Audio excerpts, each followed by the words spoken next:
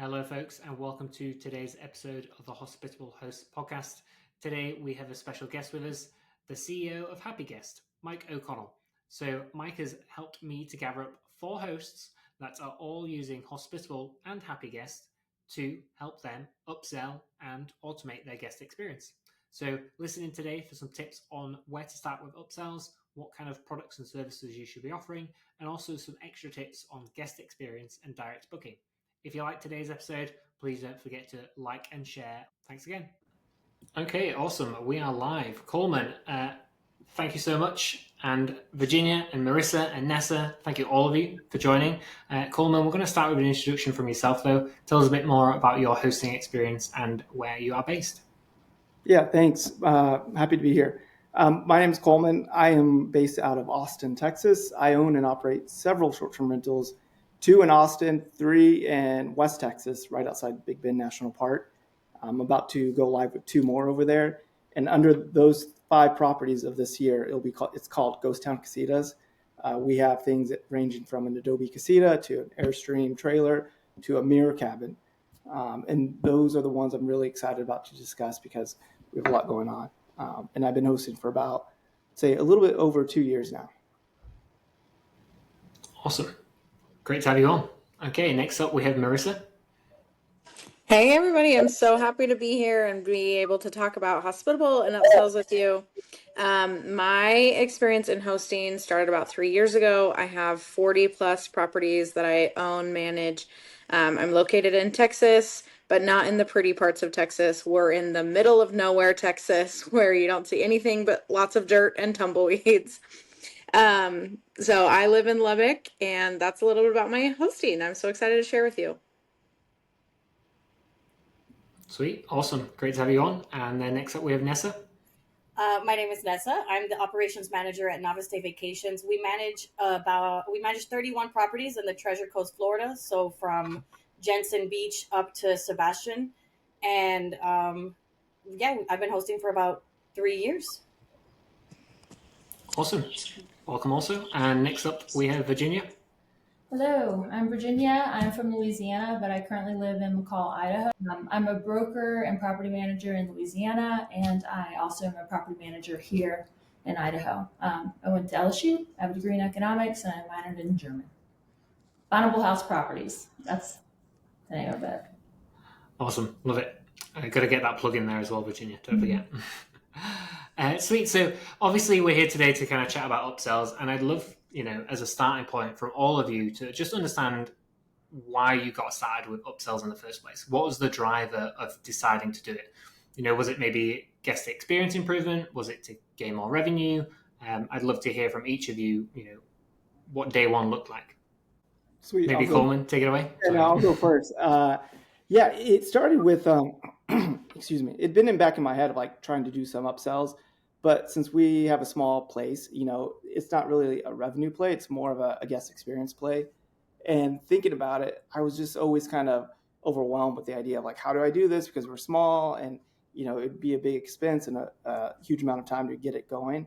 However, with Happy Guests and y'all, it was just really easy. It was hard to, not say yes to it because the process is so seamless. And one of the questions that came up throughout the process of like creating this one upsell, which is firewood.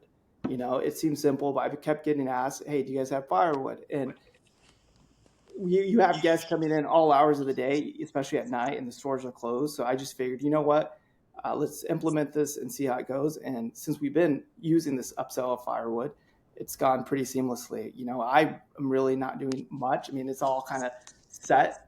And so I'll just make sure, the team has that checked to make sure that we have firewood at the each casita. But that's been our biggest win out of, implementing upsells. And I was really surprised. But I think that's our first one. And hopefully, we're tinkering with some more ideas, but that's where we are right now.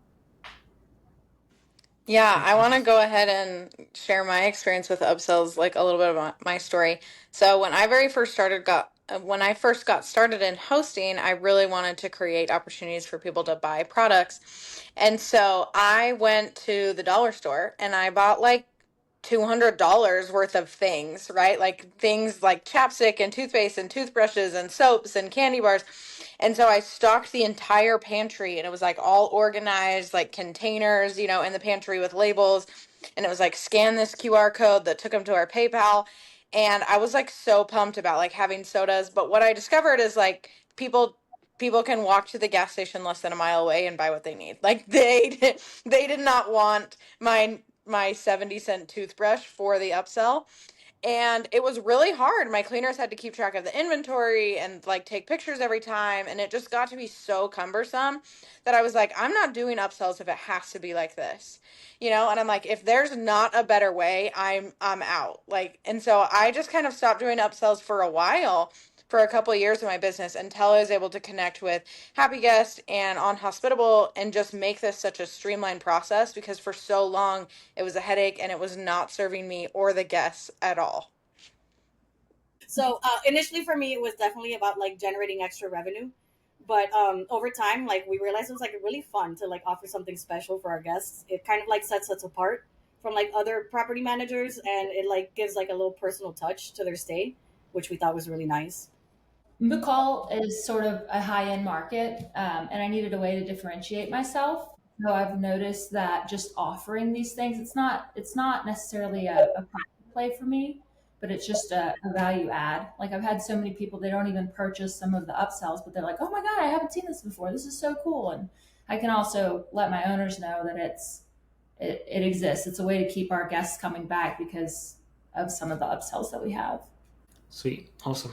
And then obviously, Mike, you know, feel free to jump in if you have any questions. But I think one thing I was keen to find out as well is, have you had guests almost demanding upsells and, you know, basically encouraging you to offer something that you weren't already offering at all? And obviously, just feel free to jump in if there's a yes from anyone.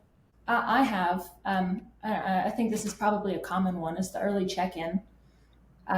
It's hard logistically to do that with cleaners, and I know we'll probably get to this, but the early check-in link is amazing. It just saves me so much time and awkward conversations with guests. Yeah, I mean that's something to point out too. Have you guys kind of switched to like an automated early check-in process? Or are you guys still running the accept request model? Kind of how do you see that process of early check-in going? What works well for your businesses? Now with the QR code that Happy Guest gives us, and the second our cleaner's done, they just scan it and it immediately sends the text or the email to the guests. I don't have to worry about it anymore. I used to have to like go through like Airbnb resolutions and be like, oh, you want to check in at this time? Okay, let me do the math. This is how much it's going to be. Send out the request. Like it's so much easier now. On that note, though, you all brought up a question of like demanding, and Yeah. it's not so much of demand, like, hey, I need this, but I've realized lately too that like our guests, they're either coming for like a wedding anniversary, you know, a honeymoon this week, and a proposal. And that just made me think, and this is something that, you know, I'm trying to figure out the logistics of implementing, not because of like the software, but more of like how do we bring in the product, but you know, providing maybe like a bottle of wine and like a handwritten note, or even maybe offering it as a service. Right now, if I know something's happening, I'll have the cleaner write the note and leave a bottle of a wine nearby. But I'm really excited. I just started with the upsells a few months ago. We're in our busy season, so once we kind of like slow down a little bit in the next come in after March, I'm excited to like really dig into that, because I think it's not like a demand, but it's like an obvious one. Like, how can we use that as an upsell? Like, hey, is this for a special occasion, you know, and then give them an option to, you know, purchase. That's actually one of the upsells that we do offer is we have multiple like anniversary packages. Oh yeah. So we'll literally just leave, like we have different tiers. The cheapest tiers, we'll leave you 2 champagne flutes and a bottle of sparkling wine, usually a Prosecco or something, you know? And that's literally it, with a little note, obviously, but that's one of the ones we offer, and it does pretty well. And how are they receptive to it? Are they like, oh, awesome? Or is it more like a given? Like, do they ever respond to it? I mean, they think they're like, oh my God, that's so nice. Like, you know, that's pretty much it. Yeah, we have a birthday one too. So, because we know, like you said, most people are traveling to celebrate something. Yeah. And even those husbands, I'm thinking like the men that are like, dang it, you know, booked the trip, but I forgot the champagne. You could be like, hey, you know, we can go up. Yeah, if you go to like a fancy resort too, you're greeted with like a bottle or with like a glass of champagne, you know? So it's like, it adds that little extra like touch. That's like you get there and it's just there waiting for you. So it's nice. Yeah, and I I think guess even further on that, there's so many opportunities. Like when I very first heard of Upsells, I was like, well, we're in the hospitality business. Like that is not like I don't want to nickel and dime people over small things. But I found is like there's so many ways to be creative and to create hospitality within Upsells. Like it doesn't have to be, you know, the standard like early check-in and late check-out. It can, but you can also do like you want to rent my bike. I mean, we'd have to talk to insurance about that, you know. But I think there is things like, and I got a call today from a guest that was like, listen, I'm not going to do the dishes. Like, I know you're going to ask me to do it. I'm not going to do it. Right. Like, he's like, I'm just not. And that could have been an opportunity to create an upsell of like, okay, fine, we'll charge you and we'll go ahead and take care of that. Right. But there's so many different ways that you can create hospitality in upselling without it feeling like you're trying to nickel and dime them throughout their entire stay. Yeah, I'd be quite interested on everyone's input there as well, actually. So I think a lot of hosts probably are worried about seeing or seeming as if they're nickel and diming people, right? Like, well, can I charge for this, or is this just being a bit, too cheeky, right? And will people actually buy it? And it's kind of a difficult question to answer, but where do you think that line is of like this is an experience or an extra that's included and is part of just delivering that 5-star guest experience? And where's the line to, well, this is something that I should be charging for, and actually I should, it's pretty fair for me to get extra revenue for this. Any thoughts on that? I feel like we kind of have our fingers on the pulse of where to draw the line just naturally. I mean, there are some things like I'm not going to charge you for fresh towels or anything like that, but there are things that just aren't expected, and maybe those are the best upsells. Just like you never would expect it where you stay, but when someone sees they can arrive to fresh cookies or a bottle of champagne, if it makes a guest smile that you have it, maybe that's the line. Yeah. Yeah, and I think even more on that is how much work does it create for your team, right? Like if it's something that they're going extremely out of their way to buy groceries and stock the fridge or take something over, then maybe that's an upsell. But if it's just something that the house is, ready or whatever, the towels are there, like we don't need to charge them for anything that's already going to be existing on their stay. It's kind of this fine line too on like what's an upsell and then what is, guest services, right? We get a lot of guests that, maybe want a reservation to a restaurant or, ideas like that. So I think, you can kind of cross into, concierge services as well, because, has anyone ran into a situation where they're talking to a guest and they request something that, maybe you have a contact that could fulfill, or you have a recommendation? Does that happen a lot too? I think it opens that conversation up when they see upsells. Yeah. It's happened a few times for me where like, because we're in the Treasure Coast, so we're about an hour away from the Orlando airport and about an hour away from the West Palm Beach airport. So there's been times that are like, oh, like transportation to the property, and I actually do know somebody that has a huge van and is willing to go pick people up. So that is something that we've done before, where we've like arranged for them to get picked up from the airport. So I think a question I had, and obviously we all know that you're using Hospitable and Happy Guest, each of you, but I'd love to understand a bit more about how you're kind of marketing and introducing those upsells to the guests. At what point do you kind of offer that as an opportunity to your guests? The guidebook's really handy. So as soon as they have access to the guidebook, it's there. It's a little tab, so it's not in your face. I'm not texting them saying, hey, buy something, but if they just want to explore, they can. It also can just come up naturally. So if a guest mentions that they have pets, one of my upsells is the dog walking. So I'm like, oh, and I'm in a ski area. So, hey, you don't want to leave the slopes in the middle of the day. We can do that for you. And most of the time they're like, whoa, that's, so cool. Because now they don't have to go through Rover or ask locals or whatever it is. Happens pretty organically. For me, I would say that it's like after the initial booking confirmation, we used Hospitable to send out like an automated message asking, hey, are you guys celebrating anything? And if they answer that question, we'll be like, hey, well, just so you know, we have all these upsells for your celebrations if you need anything, if you want something upon your arrival or during your stay. Yeah, we have it in our check-in instructions, but like a lot of times, a lot of people just don't have enough time to like read through it. So a lot of it does come through the messaging of like, hey, is there firewood, or what about early check-in? So it's usually explained through that process, but it's pretty casual. Yeah, I wanted to actually add on what Virginia said and tie it back to what we were talking about earlier.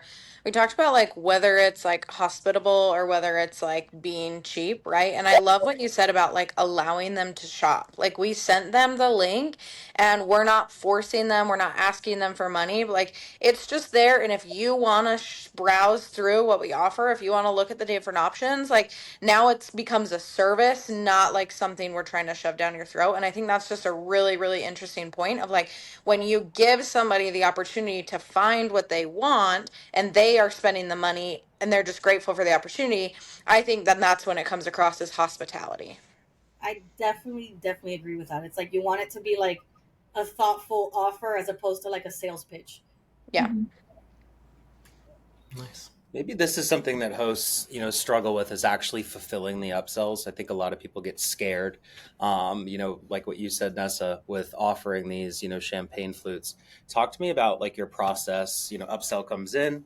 What's the operational process to fulfill that?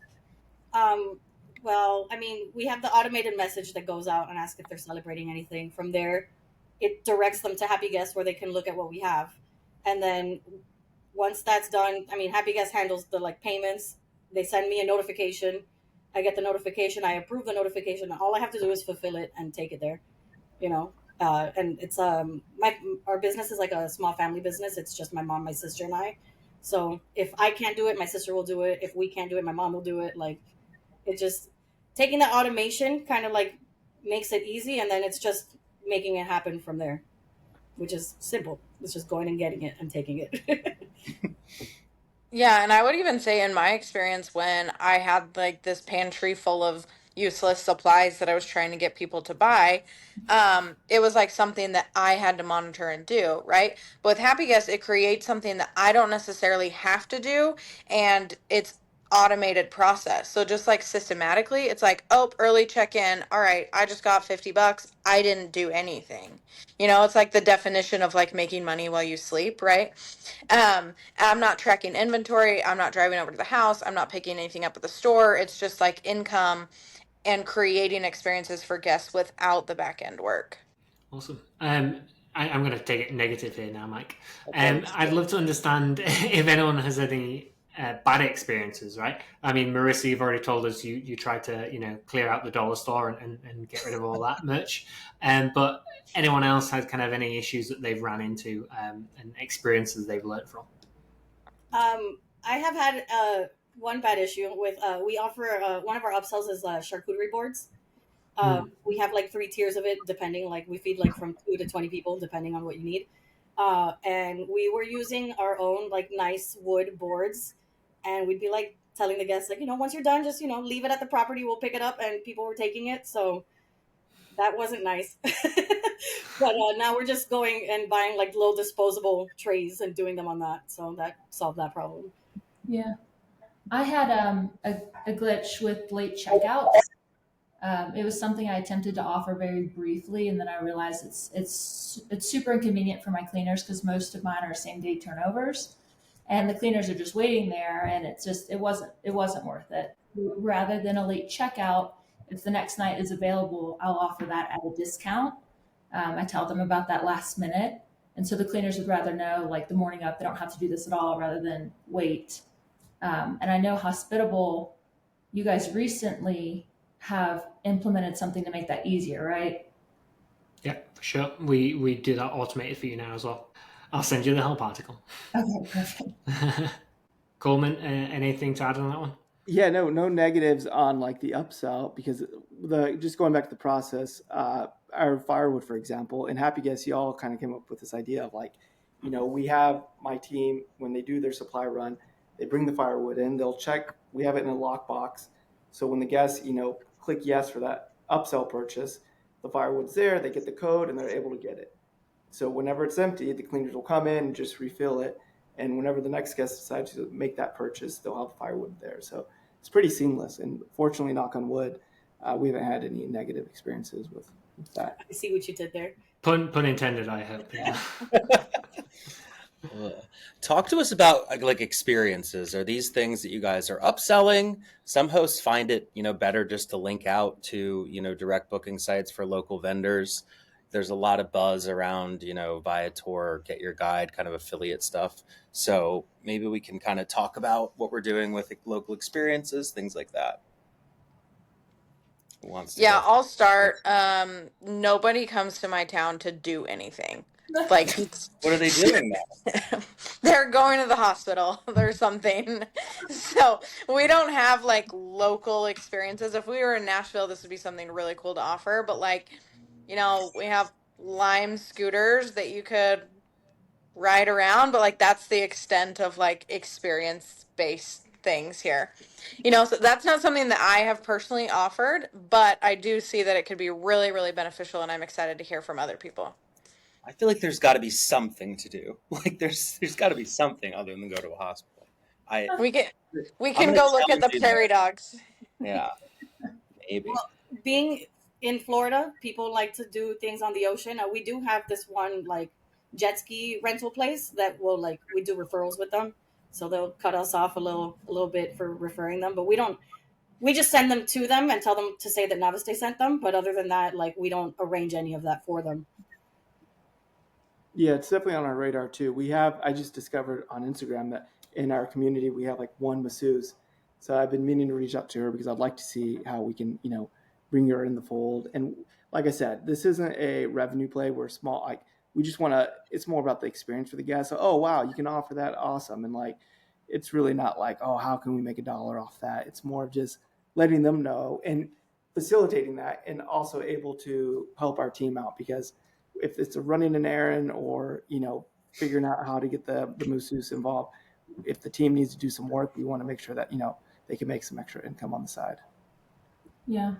I'm working with a local yoga. She owns the yoga studio I go to, but she'll do private lessons. And so it would be more of like a referral to her. And maybe she'll give me a discount on my monthly rate, but if she doesn't, I'm not sad about it. But it is just sort of to offer a little higher end service to guests that they don't have to seek out. Nice. And just out of interest, are you seeing kind of upsells and some of those kind of added experiences and added extras coming through in like guest reviews and messages? Are people kind of calling those out as, Virginia, your place was awesome. I especially loved X, the additional item that I purchased. Are you seeing those things as well? Totally. As soon as I started working with Happy Guest, my reviews now, people go out of their way to mention the service that I provide, which, to be honest, I'm not doing anything too different. I've always been super responsive, but the fact that everything is just right there where they, all in one place, they just love it. And then even though they don't purchase some things, they still even mention that we offer dog walking because it's such a random thing. Yeah, Nice. I'll Anyone also else? jump in and say that every time we allow someone to check out late or check in early, that always comes up in a review. Always. Like they're just like, we were so grateful for the hospitality, we were doing this, and then, we had to leave, but it's just like, I always see that in a review. Definitely with that one upsell for us, the early or late checkout is the only thing I've seen on reviews so far, not anything else. But they're just like, oh, they were so accommodating and this and that, Miles, at one of our places, is we actually have this like little guest book where normally people would sign their names, but we put a little Polaroid camera on top of it, and it's like, oh, take a picture of you and the fam. But then if you want to keep the camera and use it the rest of the trip, here's a bunch of film and you can keep it. And the reviews will be like, oh, they gave us a camera, and it's like, well, no, you went and spent $80 on it in our Happy Guest store. So there's a lot of like cute things like that aren't money grabs. I've seen people like try to charge for an extra roll of toilet paper, and it just pisses me off. But I think, like we talked about earlier, like finding that line is really important. Yeah, for sure. And I think that's fantastic that you are seeing that come through in reviews, because I think that's really something that helps you stand out, right? Like it's just something a bit different. It's not just the standard, yeah, the place was great, I had a great time. It's really kind of making you differentiate yourselves among the similar listings in your area, I guess.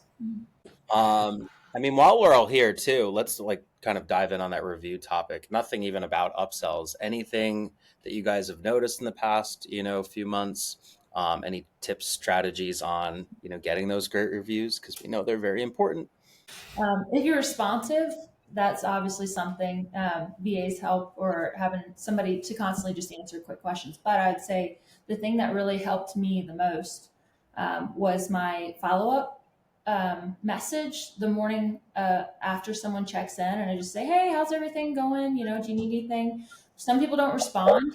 Some people do, because I would have people that are like, "We couldn't figure out how to work the AC," and they'll leave me a review, and I'm like, "I had no idea you didn't know how to work it." And so now I can go back to Airbnb and be like, "Look, I sent a message. I asked if they needed anything, and they said everything was great."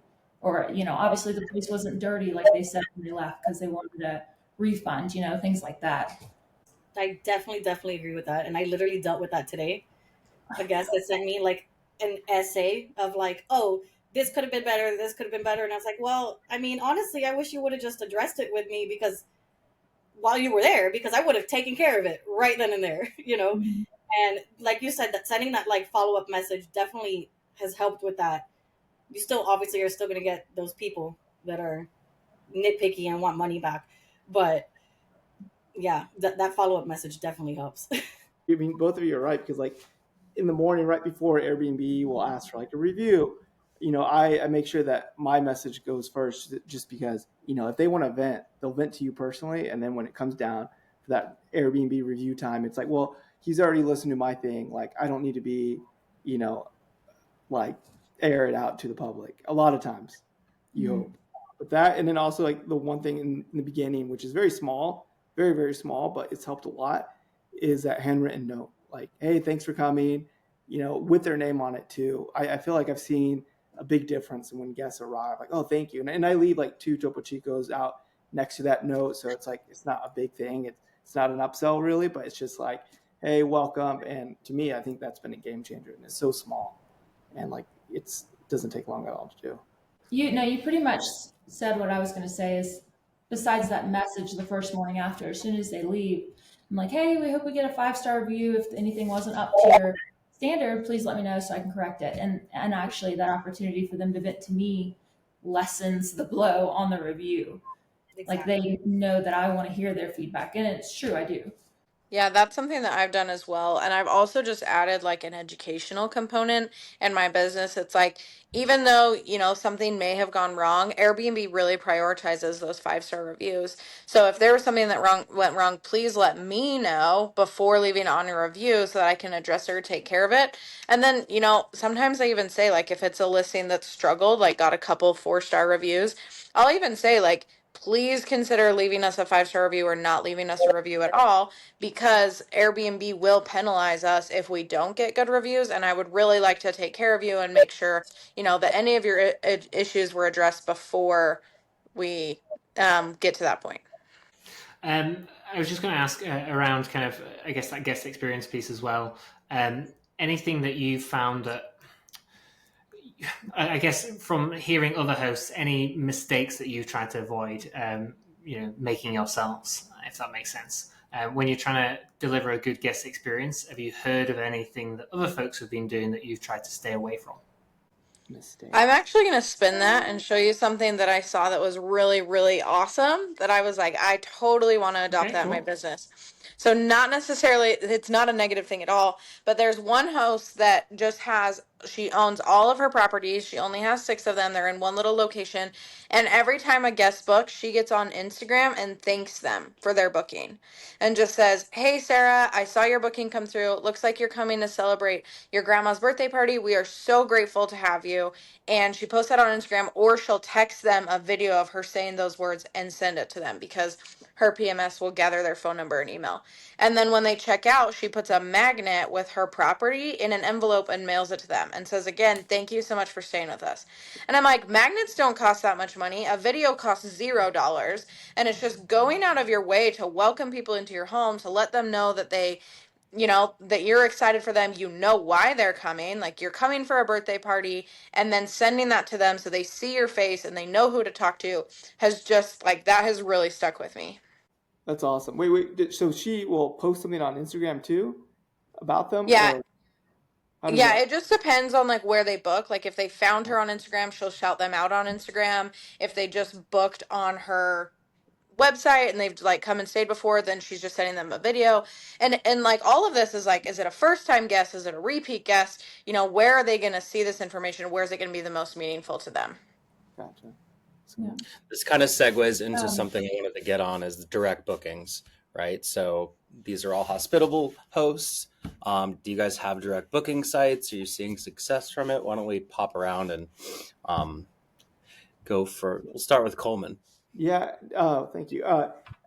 Yeah, this past year has been very successful, and I think I actually more than influencers. I've been like researching a lot of like other people who've been like leaning into influencers, and I tried some, and they have a huge following, but I really don't see that conversion of like people following and then the direct bookings up. It's very odd because all these other Airbnb professionals are like swearing by it, and I believe them. But for me, I didn't really see that uptick until I just started taking nice photos or videos. My background in advertising, so that's kind of my niche too, and so I'm able to kind of capture that, post it on my like Instagram feed for like Ghost Town Casitas, and then we just like run the ads. And one tip, I just learned this the other day, which is going to save a lot of money. If you guys are ever wanting to like boost a post on Instagram, don't do it on your phone, do it on the website because Apple will take like a good chunk of that. If you're boosting on Instagram, I just saw that on the website today. I'm like, what? And so they will charge so much if you try to like boost a post from your phone versus go to Instagram.com or whatever the URL is and boost it from there. But that's another tip. But yeah, that's been my go-to of like boosting posts on Instagram, and it reaches a lot of people. And I feel like the correlation you can see, like we have a lot more direct bookings than we do when we weren't doing that, and we're just relying on like Airbnb, VRBO, and whatnot. But yeah, Nice. Yeah, I would say that our direct bookings are more from like repeat guests. Being in like Florida, we have a lot of snowbirds, and they'll come and stay for like months at a time sometimes. So like they'll come and stay 1 year, and then they'll be like, "Oh, I really like that place. I'm gonna come back. How can I get a discount?" And I'd be like, "Well, you can book direct, and it's gonna be cheaper because you're saving on fees, you know." Or I tried the influencer thing. They have a few of them have approached us, and they just want to stay for free, and they don't really do much as a like to get us things in return.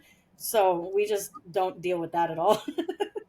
yeah. But yeah, Nessa, one other thing I've done too with like repeat guests is like having a little like laminated plaque with like some design of like enjoyed your stay. Feel free to like book direct next time next to the kitchen or door. And for less branded places like the houses in yeah, Austin, it's worked yeah. We pretty add well. those. We add the same thing. We add a little QR code to the back of our welcome book saying, "Hey, you want to stay again? Book with us direct at a discount." And we'll give them a little discount. Yeah, we did that too, but I was finding that people weren't looking at the guidebooks, so I stuck it on the fridge. I'm like, everybody's looking at the fridge for something to eat. So we have a magnet on the fridge that has our brand and then a QR code and says where to find us. And that has worked really well. That's a good Yeah. idea. I do really like that Hospitable now has on the direct booking site recent reviews.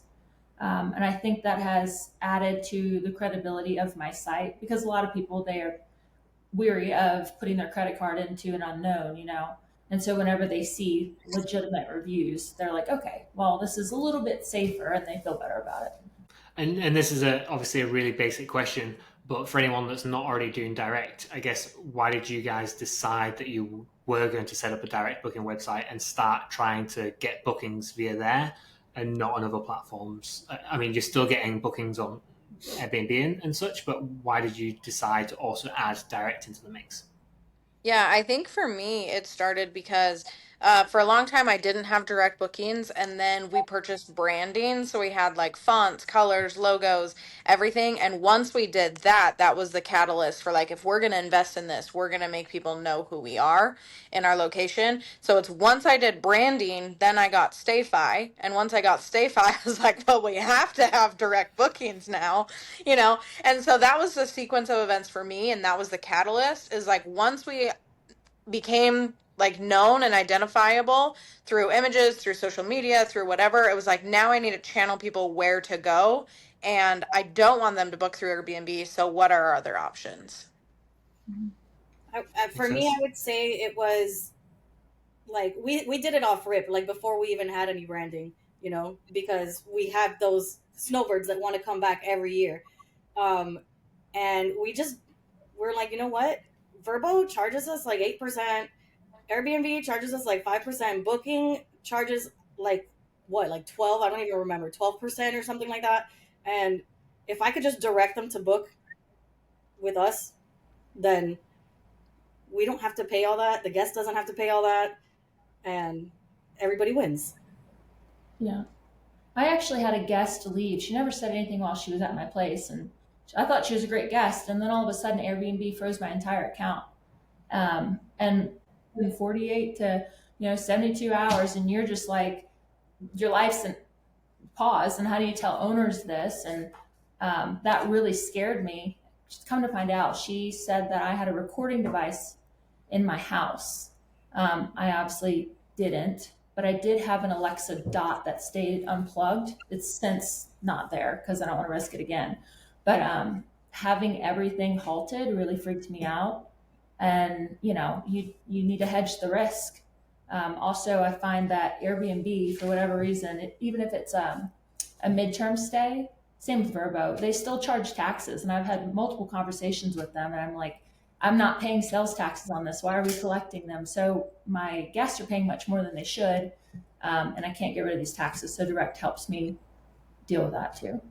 Yeah, I get excited by branding, so I kind of did the opposite. Like I was first looking at fonts and colors and schemes before actually having like a property at one point. So to me, I just like trying to get that look together. But I've noticed too, like if you can get that imagery of like whether it's like a sign outside your property or something in your images, a lot of savvy potential guests will like kind of connect the dots, take that information and then Google it and then find you direct. So I think, branding has like a secret little like superpower in terms of or super weapon, secret Definitely weapon. agree with that. Yeah. We have I like recommend pictured in one of our pictures, and it says novice.com on it. So All right, maybe we close it up with like the most horrific guest story in the past year, and then we'll end it after that. How's that sound? I mean, Virginia's already gone with that potentially there with I don't know. the Echo Dot. There one Was that worse not past than year? recording device, Virginia? I'm in the midst of it still, guys. So this was my own home that I own in Louisiana, and I had some locals book it a couple weeks out. They stay. I had a cleaner that I've now let go. She cleaned 2 times, and then my best cleaner went. She's like, "Hey, there's like there's some weird things going on here outside the house. Like my pool that was disconnected was reconnected. I had clothes under the house. I looked at cameras from 2.5 weeks prior when those guests were there, and they're like using my bicycle. They're wearing my clothes. They broke into my shed in the back that I keep my personal belongings in and robbed me. They stole all kinds. They stole my Blantons. They stole my duck hunting stuff. They stole a shotgun. They stole clothes. They stole my underwear. Like they robbed me blind. So anyway, Airbnb, I called and they're like, well, you're past your 2-week mark. You can't file a claim. And I'm like, look, I just found out about it. I need to get down there because it's in Louisiana. Can you give me time? So they gave me 60 days. I filed a claim. They denied it. I escalated it. They accepted it. And anyway, there's a warrant out for these guys' arrests. And still dealing with it. So. Have you recovered the gun? Curious. No. Nope. Okay. Nope. They recovered nothing. And I know where these people are. And I'm trying to get things done. So anyway. That's the one to beat. Yeah. Anyone want to top that? that happened with like one of our like cleaners that we hired one time. They went into like the owner's closet, and in the owner's closet he had like all his hunting stuff, and took wow. like a bunch of shotguns and stuff. That was a fun thing to deal with. The cleaner. It's terrible. Yeah. We obviously don't use her anymore, so. My cleaner actually saved me So I can tell you that story. I was sitting in church one Sunday. This is kind of a long story, and I'll condense it as fast as I can. But I was sitting in church one Sunday, and my cleaner called, and they know that I'm in church. Anyway, so I'm like ducking under the church, and I'm like, what? And she's like, they spilled Coke. And I'm like, okay, wipe it up. Like, just get a paper towel. And she's like, no, Marissa, like cocaine. I'm like, oh, okay, don't wipe it up. Don't do anything. I was like, I need you to take pictures of everything you can possibly see. The guests were still in the house. So she was like going through the house taking pictures of all the cocaine that was spilled. There was like rolls of paper, there was powder on chairs, like it was a whole thing. So I leave the church meeting, I go out in the hall, and I call the police first. I'm like, hey, I'm an Airbnb host. We found cocaine. I'm going to need the police to come. In the past, the police have taken like 3 hours to come. So I'm like, I'll just finish church and go over there. And then I call the guest and I was like, hey, illegal drugs is not allowed on our property. Like, you're not allowed to do this. We're going to have to fine you. And the guest was like, oh, I didn't stay. It was my brother. My brother and his friend stayed under my name. I'm like, okay, well, first of all, never do that again. Second of all, I need your brother's driver's license, his name, his social security number, all the information that you have on him. And like, I need you to send me everything. Well, 10 seconds later, the brother calls and he's like, I don't know what you're accusing me of, doing drugs in your house. And I said, this is a recorded line and you're liable for anything that you say and do. And we know what we saw in the property and we're like, you can't lie to me. And he's like, okay, you caught me, okay. All right, don't call a lawyer. And he's like, if I bribe you with money, will you not report me? And I was like, yeah, sure. So I said $500 cash and all the drugs. I want everything. $500 cash and all the drugs. And he was like, yeah, done. Why I said this, I don't know. I was in church. I was feeling righteous. I just didn't want them to take all the drugs and drive around. But you should never ask for money and drugs in the same drop-off, okay? That's the lesson we learned here. But anyway, he comes. I leave church. I'm going to go pick up all the items that I asked for. And when I got there, the police were there and they arrested him. He had a warrant out for his arrest. They had to sweep the property. They had to come do chemical tests. They had to bring dogs. They had to arrest multiple people. It was like a whole thing, but it happened because my cleaner recognized the item, which is a concern of itself, but we don't need to get into that. That was my question. How did she know that that's what that was? But I wouldn't have known, but that's neither here nor there. I didn't get the $500 cash. The police kept it, and we had to clean the property of any cocaine, and the kid got arrested. Well, if it's a white powdery substance and it's not in the kitchen, I think we can all deduce that it wasn't flour. Who wants to beat cocaine? My guests were boring. I mean, compared to like y'all's like experiences. Yeah, I learned I needed a backup generator. That's pretty much it. That's Texas.